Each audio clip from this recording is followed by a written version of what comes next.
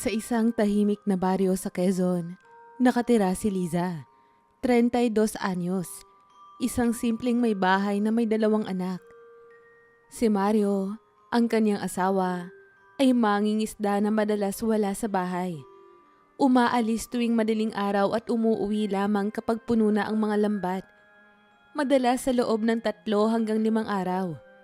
Sa bawat paglisan ni Mario, nananatiling tahimik at malungkot ang bahay nila.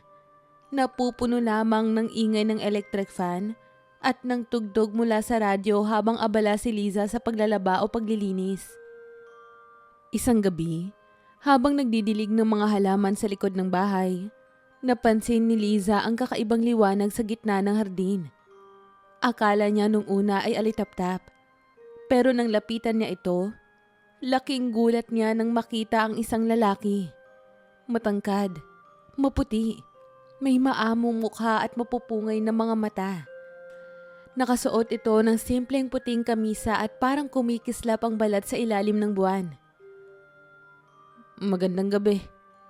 Bati ng lalaki na may tinig na parang musika sa hangin. Napaurong si Liza. Napabitaw sa hawak niyang timba. Ngunit ngumiti ang lalaki. Huwag kang matakot. Ako si Enzo.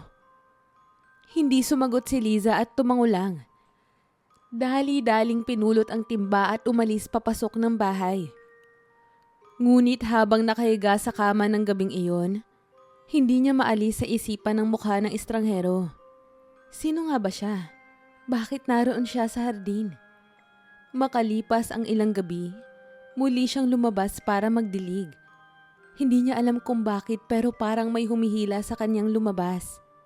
At doon nga, sa parehong lugar, naroon si Enzo. Nakaupo sa silya na para bang kabahagi na ng hardin nila. Napakaganda ng hardin mo. Sambit ni Enzo. Nagulat si Liza na narinig niya iyon sa tono ng isang taong tunay na humahanga. Salamat. Mahina niyang sagot bago nagsimulang muling magdilig. Lumipas pa ang ilang linggo at naging pangkaraniwan na kay Liza ang presensya ni Enzo. Hindi niya alam kung paano nagsimula. Pero gabi-gabi na siyang nag-aabang na makita ito. Hindi siya humihiling ng kahit ano sa lalaki. Sapat na sa kanya ang makinig sa mga kwento nito. Mga kwentong puno ng pantasya, ng mga nilalang sa kagubatan, ng mga lihim sa ilalim ng lupa. Pinupuno ni Enzo ang bawat gabi ni Liza ng kulang na kasiyahan at atensyon na matagal nang nawala sa kanyang buhay.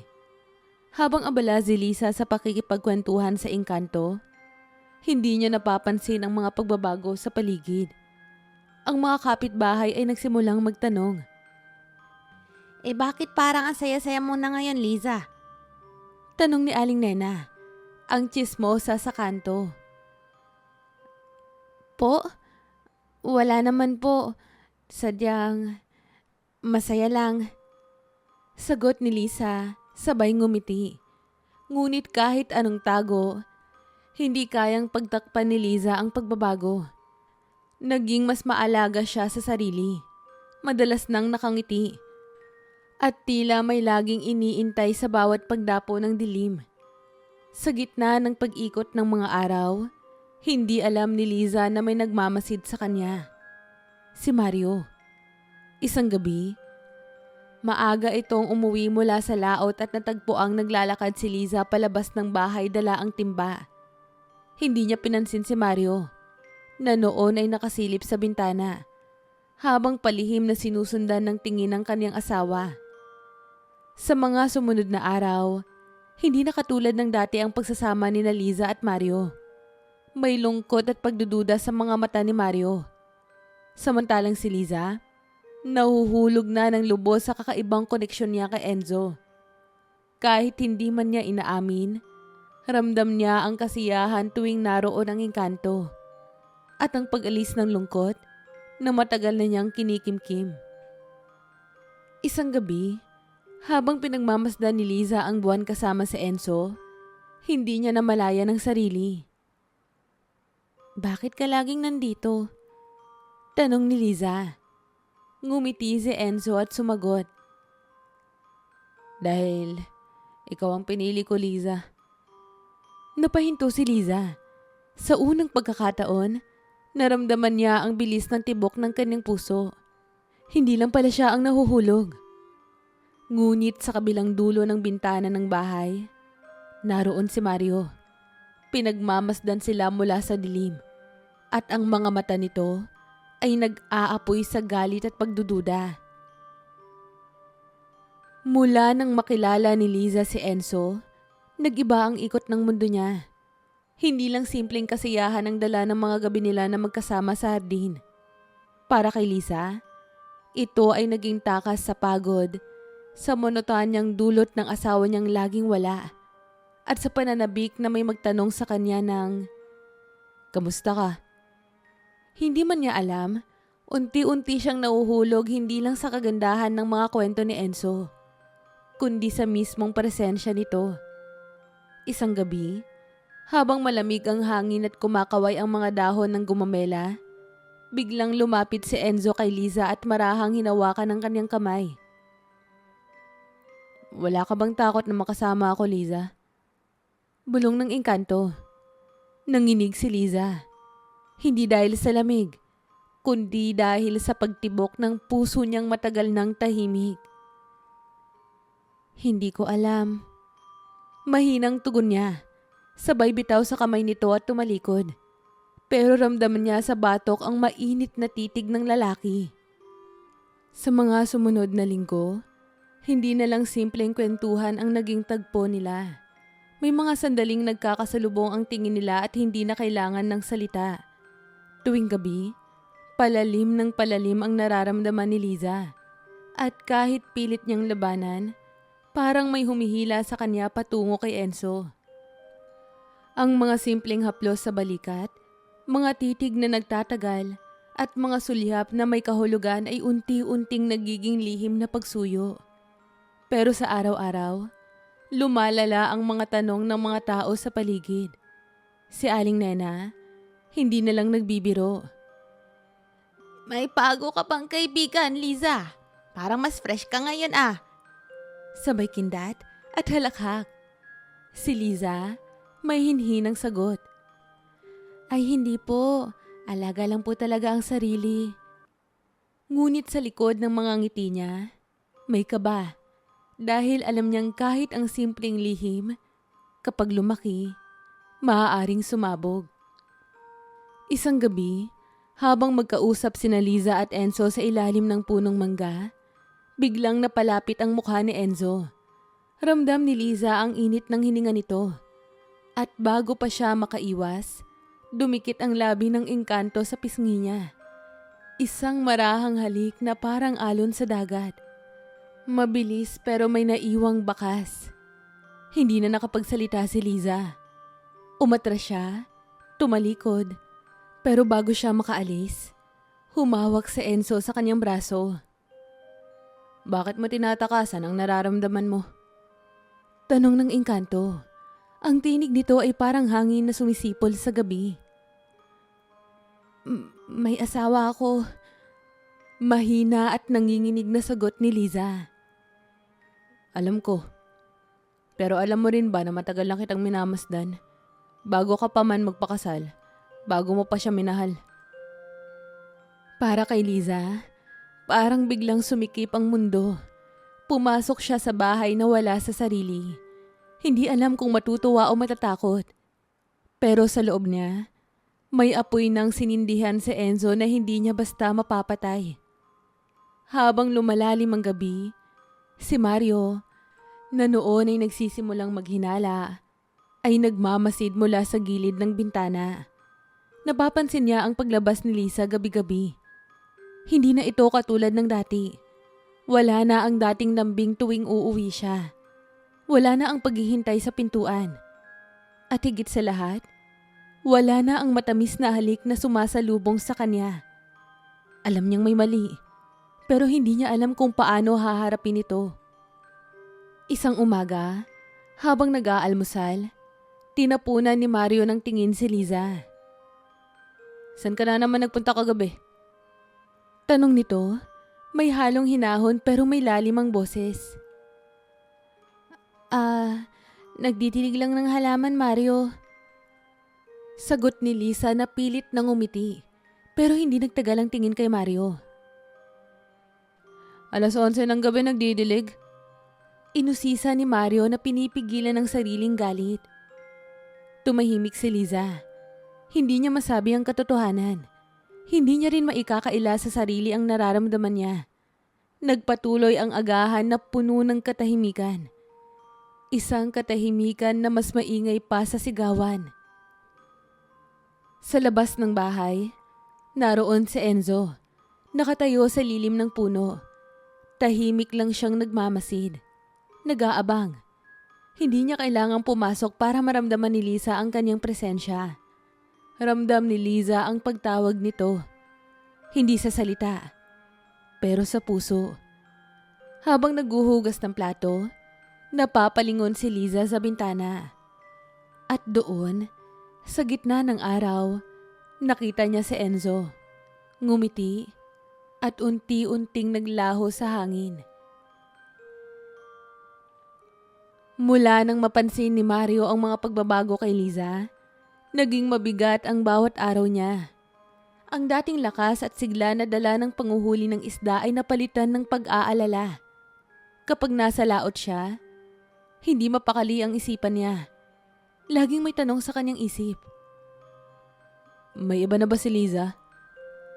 Isang gabi, mas maaga siyang umuwi.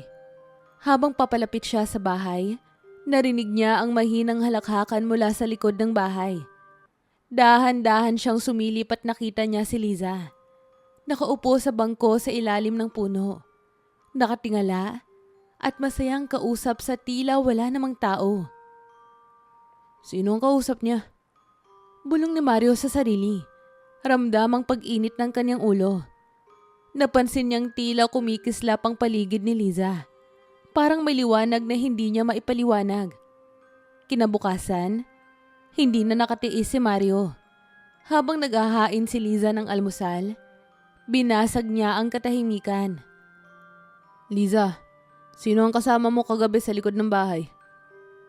Tanong niya, malamig ang boses. Napapitlag si Liza. Nalaglag ang kutsara. Ha? Wala. Wala naman. Nagdidilig lang ako. Pilit niyang pinakalma ang boses. Huwag mo nga akong gawing tanga, Liza. Narinig kita. Nakita pa nga kita eh. May kausap ka. Mariing sambit ni Mario. Ang mga mata, punong-puno ng hinanakit. Mario, wala akong ginagawa. Nag-iisa lang ako. Sagot ni Liza, ngunit lumakas ang kabog ng kanyang dibdib. Lumipas ang mga araw, naging madalas ang pagtatalo. Si Mario, unti-unting nagiging tahimik ngunit malamig. Habang si Liza, lalong nahulog sa presensya ni Enzo. Hindi na niya mapigilan ang sarili na lumabas tuwing gabi para makasama ang engkanto. Si Enzo naman, sa bawat gabi ay mas nagiging mapangahas.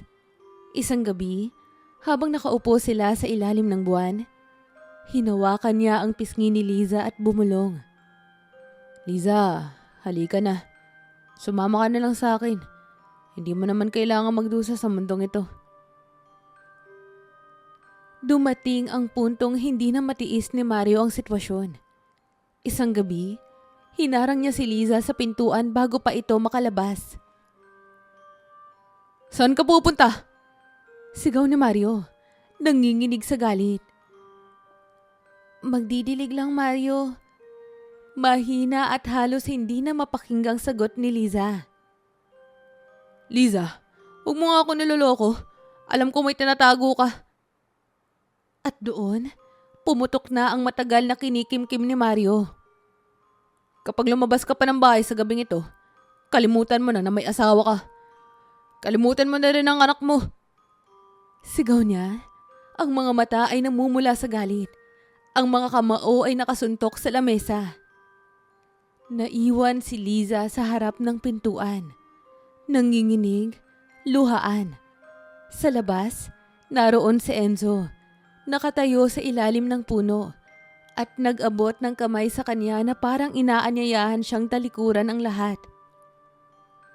Sa mga sumunod na araw, mas lalo pang lumala ang sitwasyon. Hindi na halos nag-uusap sina Liza at Mario. At kapag nagkakasalubong sa bahay, para silang estranghero. Si Mario ay nagpakalunod sa trabaho at alak, habang si Liza ay nagpakalunod sa pantasya at sa lambing ni Enzo. Isang gabi, muling lumabas si Liza. Hindi alintana ang babala ni Mario.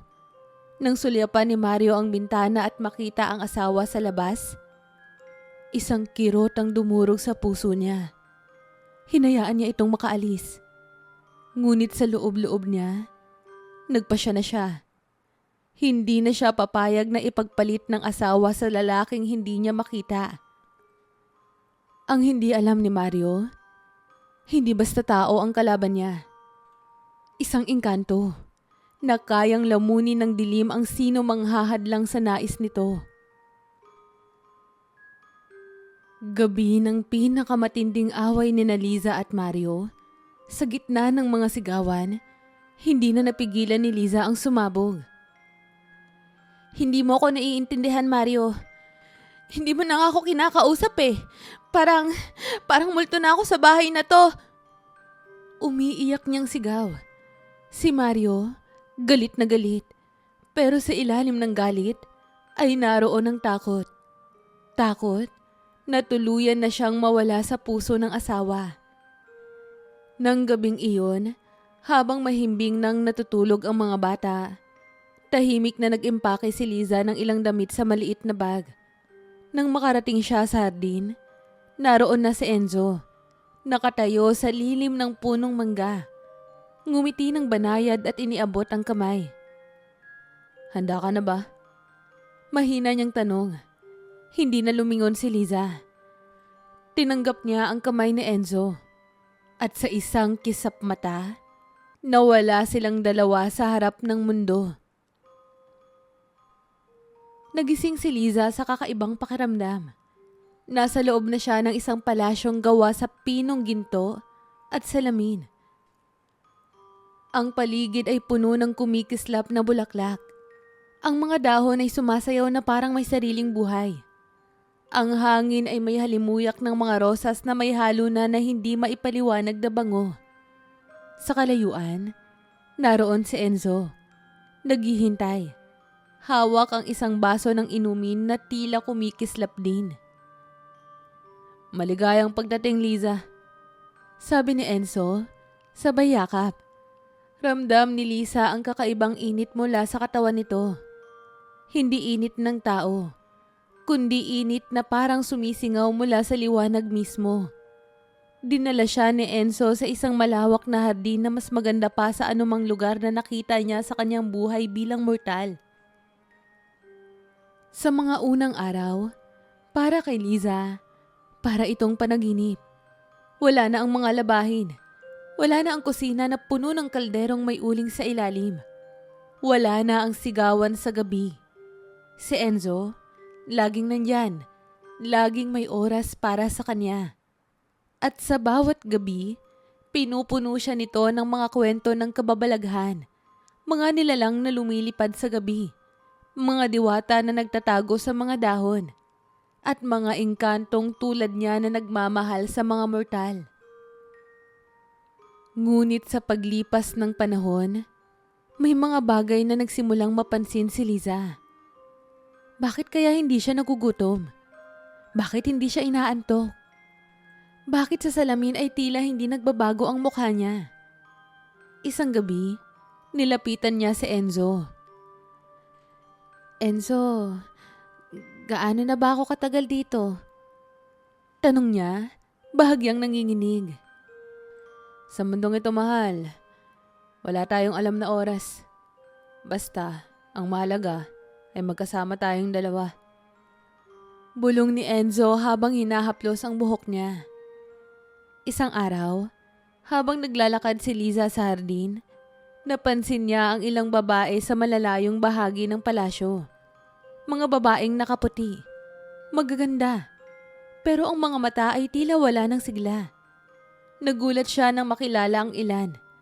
Mga babae na dati niyang naririnig sa baryo bilang nawawala o nagtanan. Lahat sila, naroon pala. Isang lamig ang gumapang sa batok ni Liza. Dahan-dahan niyang naisip. Hindi ba't dapat masaya sila? Bakit tila may lungkot sa mga mata nila? Samantala, sa mundong mortal, si Mario ay tuluyang nagkandurog. Isang linggo na simula nang maglaho si Lisa. At sa bawat araw na lumilipas, unti-unti niyang pinagsisisihan ang bawat salitang nasabi. Nagsimula na siyang magtanong-tanong, humingi ng tulong sa mga albularyo, magdasal sa simbahan, at makipag-usap sa matatanda ng baryo. Doon niya nalaman ang kasaysayan ng hardin sa likod ng kanilang bahay, na matagal nang may engkantong umiikot doon. At ang mga nawawalang babae ay madalas na konektado rito. Nakilala niya si Mang Isko, ang pinakamatandang albularyo sa lugar. May pilak na buhok, kuba na ang likod, pero matalim pa rin ang mga mata. Dinalaw siya ni Mario dala ang isang pirasong damit ni Liza. May engkanto sa likod ng bahay niyo, Mario. Sabi ni Mang Isko habang pinapausukan ng damit. Matagal na yang nag-aabang dyan. Baka ang asawa mo, hindi lang basta nagtanan sa tao. Bumigat ang dibdib ni Mario. Ang mga bulong-bulungan sa baryo, totoo pala. Ano ang dapat kong gawin, Mang Isko? Tanging ang dugo ng puso ang makakatawag sa kanya. Pero hindi ikaw, ang anak ninyo. Samantala, sa kabilang mundo, si Lisa ay unti-unti nang nababalisa. Hindi na siya kasing saya noong una. Sa bawat tawa ni Enzo, sa bawat haplos nito, tila may tinig na bumubulong sa kanyang isipan. Mama? Mama, nasan ka? Tila ba umaabot ang tinig ni Miko sa kabilang mundo. Sa mga sandaling nag-iisa siya, nakikita niya ang sarili sa salamin. Maganda, sariwa, ngunit wala ng kasiyahan. Isang gabi, lumapit si Liza kay Enzo habang ito ay nakaupo sa trono ng mga engkanto. Enzo, pwede ba akong umuwi kahit saglit lang? Mahina niyang tanong. Ngumiti si Enzo. Ngunit ang mga mata nito ay tumigas. Liza, nandito ka na. Di mo na kailangan bumalik pa. Di mo na kailangan ng mundong yun. Sabay hawi nito sa buhok ng babae. Ngunit sa puso ni Lisa, may apoy nang unti-unting nabubuhay muli. Ang apoy ng pagiging isang ina. Sa baryo, naghanda si Mario at Miko para sa ritual. Pinayuhan sila ni Mang Isko na mag-alay ng puting manok at magdasal sa ilalim ng buwan. Si Miko ang kailangang tumawag dahil tanging inosenteng tinig ng bata ang makakapasok sa mundo ng mga engkanto. Habang sumisigaw si Miko, Mama! Mama, umuwi ka na! Kailangan ka namin! Umihip ng malakas ang hangin sa hardin. Pumusyaw ang mga dahon. At ang gabi ay tila nagliwanag ng kakaibang sinag. Si Mario, nangingilid ang luha, sabay hawak sa balikat ng anak. Liza, kung naririnig mo kami, pakiusap umuwi ka na oh. Sa kabilang mundo, biglang napatigil si Liza. Nasa gitna siya ng pag-indak sa isang sayaw ng mga engkanto nang marinig niya ang tinig ni Miko. Tumigil siya. Naghanap ng pinagmumulan ng tinig. Pero wala siyang makita. Nang magtama ang tingin nila ni Enzo, ngumiti ito. Walang makakakuha sa'yo dito, Liza. Bulong nito sabay halik sa kanyang noo. Ngunit sa loob-loob ni Liza, parang may pumunit na pader. Tila unti-unti niyang naalala kung sino siya, kung saan siya nabibilang. Sa engkantadong palasyo, habang nakaupo si Liza sa gilid ng fountain, patuloy ang mahinang pagbulong sa kanyang tenga. Mama! Mama! Hindi na niya alam kung panaginip o katotohanan nito. Ngunit sa bawat tunog ng tinig na iyon, para bang gumagaan ang bigat ng kanyang dibdib at tila lumalabo ang kinang ng paligid. Isang gabi, habang nakahiga sa silid na puno ng mga bulaklak at liwanag, biglang pumasok si Enzo. May dala siyang kwintas na kumikislap ng asul na liwanag. Para sa'yo, sabi ni Enzo habang isinusuot iyon kay Liza. Simula ngayon, hindi mo na maiisip ang mundo ng mga mortal. Ngunit nang mailagay ito sa kanyang leeg, lalo pang luminaw sa isipan ni Liza ang tinig ng anak. Imbis na matabunan ng kapangyarihan ng engkanto, parang naging mas malinaw ang tawag mula sa kanyang puso. Kinabukasan, hinarap niya si Enzo. Enzo, gusto kong bumalik, kahit saglit lang. Mahina niyang sabi, pilit na pinapakalma ang kabog ng dibdib. Ngumiti si Enzo, ngunit malamig ang mga mata. Kung aalis ka, hindi ka na makakabalik dito, Liza. At higit sa lahat, babalik ka sa tunay mong edad. Alam mong hindi ka na babata sa mundo ngayon, tanggap mo ba yon? Nanginig si Liza. Mula noong lumipat siya sa mundo ni Enzo, hindi siya tumanda kahit isang araw. Doon, nanatili siyang bata, sariwa, parang bagong kasal. Alam niyang pagbalik niya sa mortal na mundo, haharapin niya ang mga taon na naiwan niya. Ngunit sa bawat sulyap niya sa salamin, ang nakikita niyang kagandahan ay wala ng halaga kumpara sa yakap ng anak. Sa kabilang dako, sa baryo, nagsimula nang maglaho ang pag-asa ni Mario. Ang mga kapitbahay, isa-isa nang umiwas sa kanya. Tila sawa na sa paulit-ulit niyang paghingi ng tulong. Si Miko, kahit pagod na sa kakasigaw, gabi-gabi ay hindi pa rin sumusuko. Papa, hindi po ba babalik si Mama? Tanong ng bata, luhaan ng mga mata. Yumuko si Mario. Hinaplos ang ulo ng anak at mahina niyang sinabi, Maghintay pa tayo, anak. Maghintay lang tayo. Muli, nagpakita si Enzo kay Lisa. Ngunit ngayon, dala niya ang mabigat na desisyon. Pumili ka, Liza. Mananatili ka sa akin sa walang hanggang kagandahan at kasiyahan. O bumalik ka sa mundong sinaktan ka. Doon tumanda ka at muli mong maramdaman ang sakit ng pag-iisa. Bulong niya habang hinahaplos ang pisngi ng babae. Napaluhod si Liza.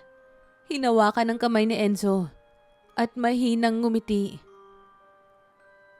Patawad, Enzo, pero may tahanang naghihintay sa akin. Sa isang iglap, nagdilim ang paligid. Umiikot ang paligid ni Liza. Naging mga alon ng liwanag, hangin, at muli ay liwanag. Nang dumilat siya, naramdaman niya ang bigat ng katawan, ang panghihina ng kalamnan, at ang pangungulubot ng balat. Tumanda siya ng 20 taon sa loob ng isang saglit. Ang kanyang buhok ay may puti na. Ang kanyang mukha may bakas na ng pagod. Ngunit ang puso niya ay tila muling nabuhay. Sa baryo, isang gabi na walang buwan, may isang aninong lumitaw sa harap ng bahay ni na Mario. Si Miko ay nagising sa mahihinang katok sa pinto. Papa, may tao po sa labas! Sigaw ng bata. Nagmadaling bumangon si Mario. Pagbukas ng pinto, muntik na siyang mapasigaw sa gulat. Naroon si Liza. Payat, maputla, pero siya, ang kaniyang asawa. Liza. Mahinang niyang sambit. Nanginginig ang boses. Mama! Sigaw ni Miko sabay yakap sa kanyang ina. Lumuhod si Liza. Niyakap ang anak ng mahigpit at halos hindi na humihinga sa pag-iyak. Sa loob ng bahay, habang yakap-yakap ni Mario si Liza, alam niyang malaki ang isinakripisyo ng kanyang asawa para makabalik. Walang salitang kailangang bitawan. Habang nakahiga si Liza sa kama, pinagmamasdan ang anak, napangiti siya. Maraming taon ang nawala. Maraming sakit ang kailangang pagdaanan. Pero sa gabing iyon, sa ilalim ng lumang bubong, muling nabuo ang pamilyang winasak ng hiwaga. Lumipas ang ilang buwan mula nang bumalik si Liza sa piling ni Mario at Miko. Unti-unting bumalik ang saya sa kanilang tahanan. Kahit nagbago ang itsura ni Liza, may mga puting buhok na, kita na ang mga pinong guhit sa mukha. Para kay Mario at Miko, siya pa rin ang pinakamahalagang tao sa buhay nila. Sa tuwing nagtitipon silang tatlo para kumain, damang-dama ni Liza ang init ng pamilya na matagal niyang inasam na muling mabuo. Ngunit tuwing gabi, kapag nag-iisa si Liza, nararamdaman pa rin niya ang kakaibang lamig sa hangin. Tila may mga matang nakamasid sa kanya mula sa dilim. Sa labas ng bintana, minsan ay may liwanag na sumasayaw sa hangin. Parang alitap-tap, pero mas maliwanag, mas buhay. Enzo, bulong ni Liza sa sarili, sabay haplo sa kwintas na iniwan nito sa kanya. Kahit pinutol na niya ang ugnayan sa mundo ng engkanto, ramdam niyang hindi pa tuluyang tapos ang kwento nila. Isang gabi, habang natutulog si Mario at si Miko, si Liza ay napabalikwas ng bangon. Sa panaginip niya, nakita niya si Enzo. Nakaupo sa isang lumang puno, tahimik na nakatingin sa kanya. "Salamat, Liza." Bulong nito sa hangin. "Bakit ka nagpapasalamat?" Tanong ni Liza sa panaginip. Ngumiti si Enzo at mahina niyang sinabi, "Dahil pinili mong isakripisyo ang sarili mo, maliligtas mo ang pamilya mo sa kapahamakan." Nang magising si Liza, pawis na pawis siya. Parang may bigat na dumadagundong sa kanyang dibdib. Dali-dali siyang bumangon at lumabas sa hardin. Doon, sa ilalim ng buwan, nakita niya ang parehong alitap-tap na nagliliwanag. Dahan-dahan itong lumapit at umikot sa kanya, hanggang unti-unting nagpakita si Enzo. Hindi na bilang makisig na lalaki, kundi bilang isang nilalang na gawa sa liwanag. May pakpak at may mata na tila kayang sumilip sa kaluluwa. "Liza," malungkot na sabi ni Enzo. "Hindi ikaw ang pinili ko noong una." Nanlaki ang mga mata ni Liza. "Anong ibig mo sabihin?" "Si Mario, ang talagang dapat kukunin ng mundo namin. Siya ang nakita namin na may pusong handang maglingkod sa aming kaharian. Pero kasi, minahal kita. At para mailigtas ka mula sa sakit ng pagkawala, inilihis ko ang kapalaran." Umiyak si Liza. "Kaya pala, biglang umasenso ang buhay namin noon. Kaya pala, lagi siyang ligtas sa laot." "Oo, hindi lang ako ang kumuha. Nagbigay rin ako. Ngunit ngayon, oras na para magpaalam." Dahan-dahang naglaho sa liwanag si Enzo. At bago tuluyang mawala, may iniwang bulong. "Pinakamahalaga ang pamilya, Liza. Kaya ako sila iningatan." Kinabukasan, pagmulat ni Liza, naroon na sa hardin sina Mario at Miko. Naghihintay sa kanya para mag-almusal. Para bang pinawi ng engkanto ang lahat ng sugat ng kahapon. Hindi sa anyo, kundi sa puso. Habang nagtatanghalian, napansin ni Liza na parang may bago kay Mario. Mas magaan ang loob nito. Mas madalas ngumiti. At laging may pagkakataon para lumapit sa kanya at magsabing, "Liza, mahal na mahal kita."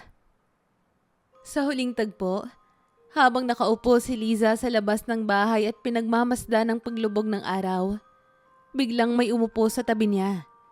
si Miko. Mama, totoo po bang may engkanto sa hardin natin dati? Inosenteng tanong ng bata. Ngumiti si Liza.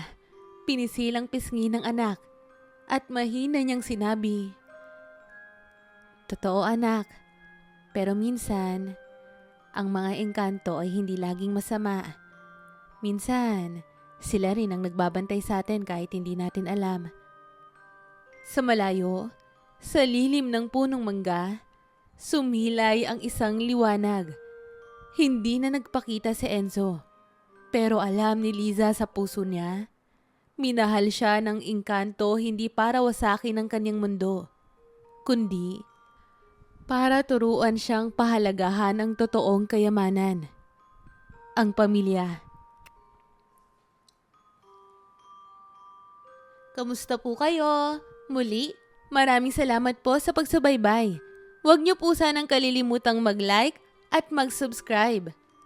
Medyo intense po ang kwento natin sa ngayon.